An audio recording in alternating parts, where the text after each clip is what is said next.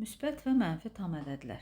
Kəmiyyətlərin sıfırdan kiçik qiymətlərini ifadə etmək üçün mənfi ədədlərdən istifadə olunur. Bax, məsələn, bu şəkildə elə dəniz səviyyəsi, bax, bu dəniz səviyyəsini qeyd etsək, ta ki, dəniz səviyyəmiz buradadır. Bu dəniz səviyyəsindən dəniz səviyyəsini sıfır qəbul etsək, dəniz səviyyəsindən yuxarıda uçan qaranquşun hündürlüyü müsbət 20-dir. Görürük, bax, qaranquşu buradan qeyd edib. Bu müsbət olur, sıfırdan yuxarı hissəsi. Balığın üzdüyü hissə isə dərinlikdədir deyə. Burada 15-dir, mənfi 20 ilə mənfi 10 arasında.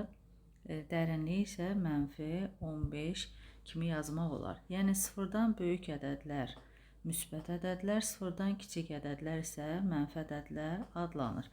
Ədəd oxu üzərində də bunları qeyd etsək, biz bilirik ki, ədəd oxunda ədədlər artan sıra ilə düzür. Yəni, sıfırdan sağdakı ədədlərimiz müsbət ədədlər, yəni bu istiqamətdə müsbət ədədlərdir. Sıfırdan solda isə mənfi ədədlərdir. Və mənfi ədədlərdə yenə də sırayla mənfi 1, mənfi 2, mənfi 3, mənfi 4 bu şəkildə qeyd edirik. Bəzən müsbət ədədlərin qarşısında müsbət işarəsi yazılmır. Yəni, bu 4-ü biz müsbət 4 kimi qəbul edirik. Yəni, müsbət 4 yazmasaq da olur, amma müsbət 4 kimi qəbul edirik bunu. Mənfi ədədlərin qarşısında isə mənfi işarə yazılır. Məsələn, mənfi 5 və mənfi 5 kimi də oxunur.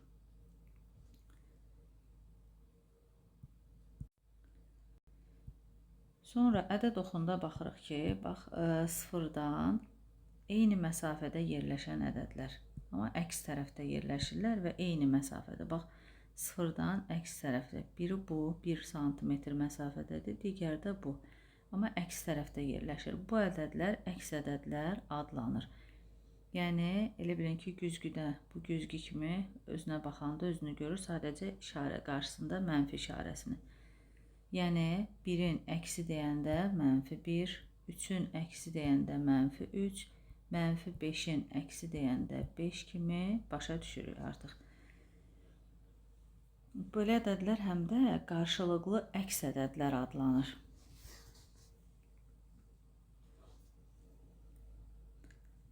Sonra, bax, burada fikirləş hissəsinə yazılıb mənfi, mənfi 3, mənfi, mənfi 3. Bu o deməkdir ki, mənfi 3-ün əksi nə olur? 3. Yəni, gördük 2 dənə mənfi işarəmiz artıq müsbət olur. İndi çalışmalarına baxaq. Fikirlərə uyğun ədədi müəyyən edin. Bu hallar üçün sıfır nöqtəsinin mənə təyyarə dəniz səviyyəsindən 120 metr hündürlükdə uçur. Hündürlükdə dedi deyə 1200-ü qeyd edəcək və dəniz səviyyəsi də yəni sıfır nöqtəsi hesab edəcək. Havanın temperaturu 6 dərəcə şaxtadır. Şaxta dediyinə görə artıq mənfi olmalıdır, mənfi 6. Aylıq xərc 750 manat. Xərc gedir deyə bu, yəni olan pulun azalacaq deyə mənfi 750 xərclədiyimiz.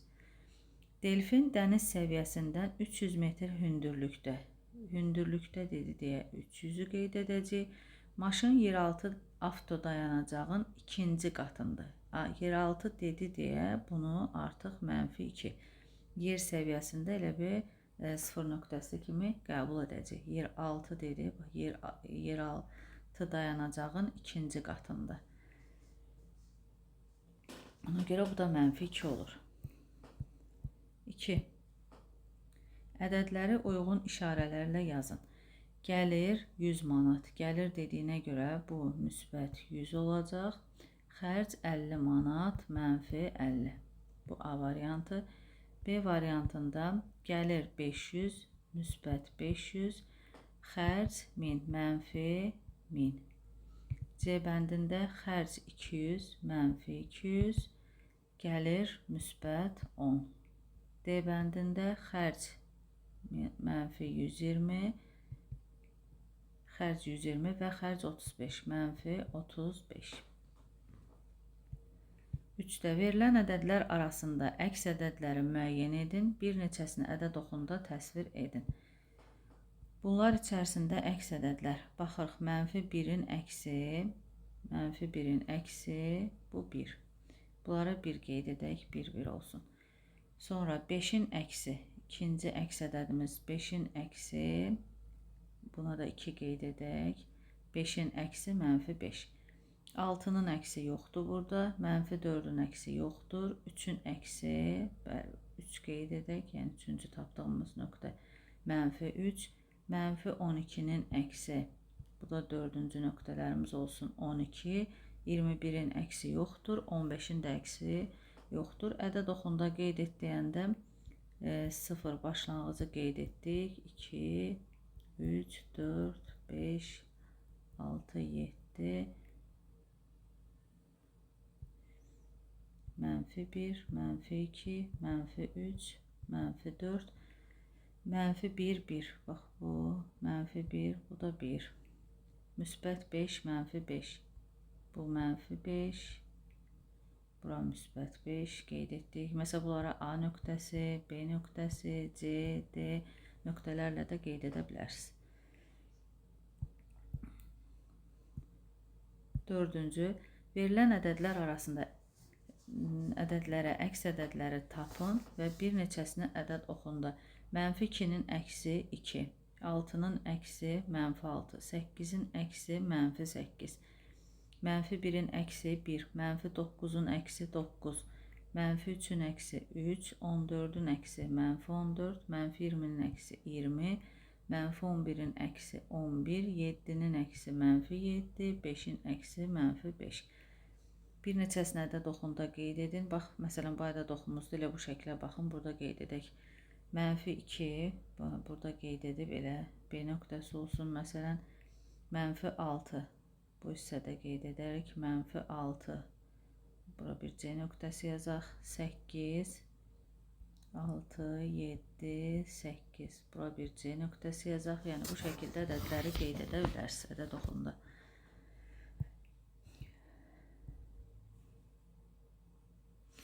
Burada yadda sal. Üzərində hesablama başlanğıcı, yəni 0 nöqtəsi. Hesablama başlanğıcı 0'dır. Bu. Vahid parça nə deməkdir vahid parça? Yəni eyni uzunluqda bölməlik. Yəni birini hesablama başlanğıcını qeyd etdik. Birini bu qədər bölüm, birini bu qədər bölmək olmaz. Yəni eyni uzunluqda bölməliyik o parçaları. Vahid parça müsbət istiqamət seçilmiş. Yəni istiqaməti göstərir ki, sağa doğru olan görsünüz, həmişə üzərində ox qoyulur. Yəni istiqamətimiz sağa doğrudur. Seçilmiş düz xətt, koordinat düz xəttdir və ya koordinat oxu adlanır. Yəni bunu ədəd oxu, koordinat oxu kimi qeyd edirik və koordinat oxunda nöqtənin yerini göstərən ədəd bu nöqtənin koordinatı adlanır. Yəni B nöqtəsinin koordinatı olur -2 və onu B mötərizədə -2 şəklində. A nöqtəsinin koordinatı 4-dür, A 4 şəklində. O nöqtəsi isə koordinat başlanğıcı adlanır. Və indi gəlin burada. Koordinat oxunda qeyd edilmiş nöqtələrin koordinatını müəyyən edin. A nöqtəsinin koordinatı olacaq -9 və yazırıq A -9. B-nin koordinatı B -5. C-nin koordinatı C -2. D-nin koordinatı D -1. Y-nin koordinatı 3, Y 3. F-in koordinatı isə 6 olur, F 6.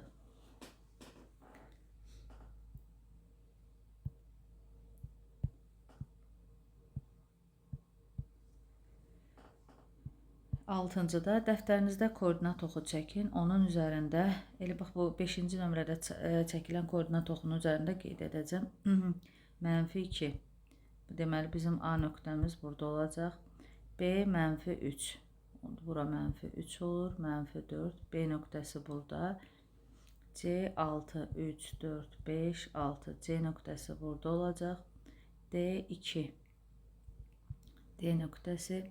Y 0. Bu artıq koordinat başlanğıcında olacaq. F 3. Bu da F nöqtəsi. Hansı nöqtələrə uyğun ədədlər əks ədədlərdir? A ilə D, A və D, B ilə F, B və F, Başqa nöqtəmiz yoxdur. Yəni A ilə D əksdir, B ilə də F. Koordinat oxundan istifadə etməklə uyğun nöqtənin koordinatını yazın. C nöqtəsi B nöqtəsindən 5 vahid sağda. B-dən 5 vahid sağda deyir deyə sağa doğru gedirik. 1, 2, 3, 4, 5. Deməli, C nöqtəmiz olacaq 3.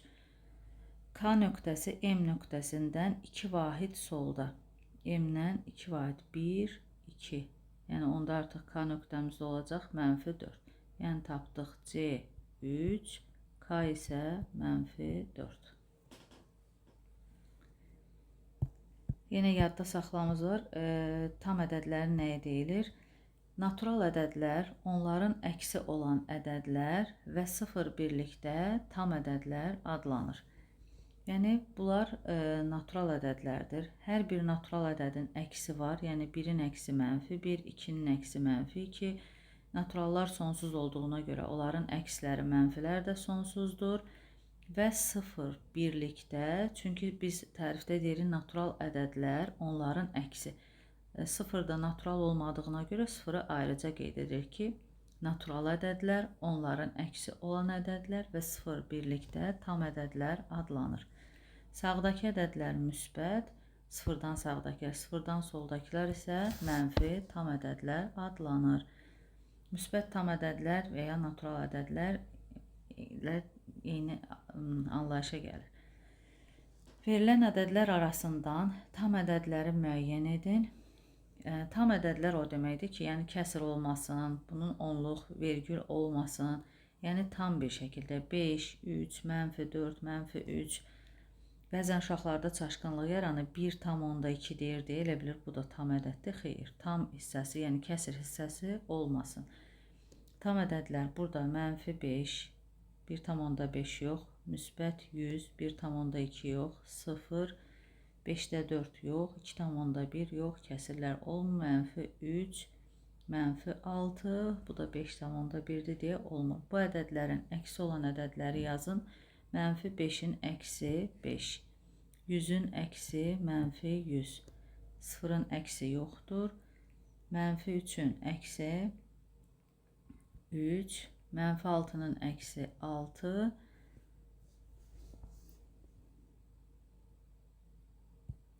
9-da. Qanuna uyğunluğa əsasən əvvəlki və sonraki 3 ədədi müəyyən edin. Əvvəlki, burada -3, aşağıdan yazım, -3, -4, -5. Sonraki 1, 2, 3. 1, 2, 3. Qanuna uyğunluqla dedi deyə deməli bu istiqamətdə gedib. 5, 6. Burada isə 0, -1, -2.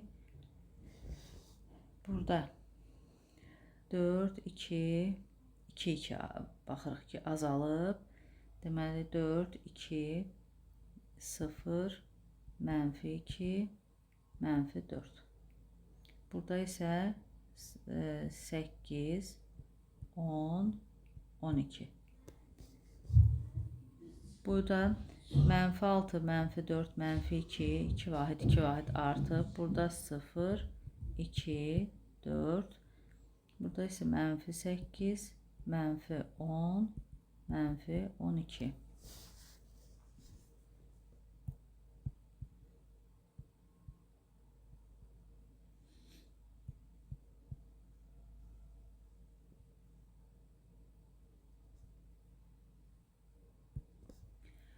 Onuncuda. M sıfırdan fərqli tam ədəddir. Nümunələr göstərməklə fikrin doğru yoxsa yanlış olduğunu müəyyən edin. 10-da. M sıfırdan fərqli tam ədəddir. Nümunələr göstərməklə fikirlərin doğru yoxsa yanlış olduğunu müəyyən edin. M ədədinin əksi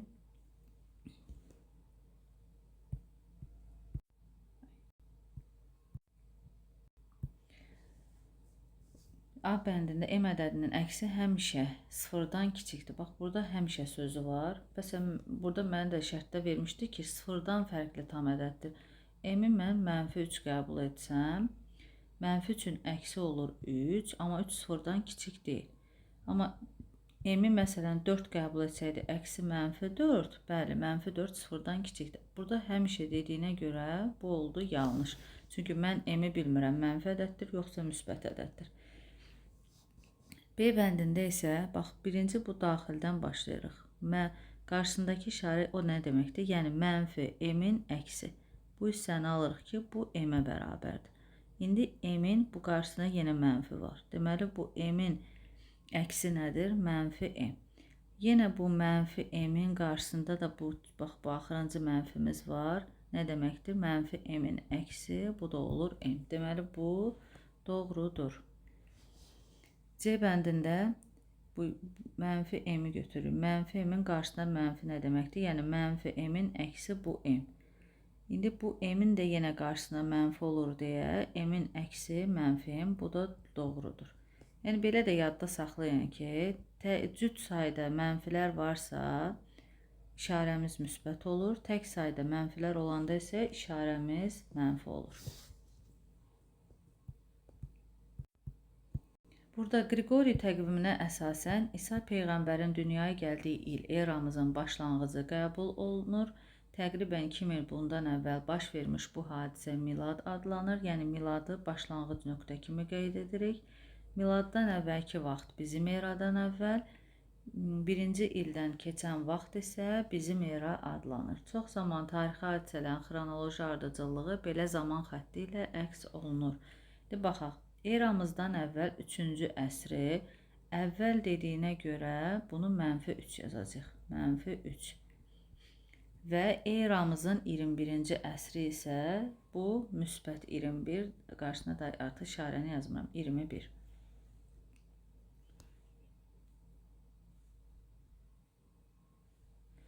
Sonra deyir ki, anadan olduğunuz ilə 0 götürməklə öz zaman xəttinizi çəkin.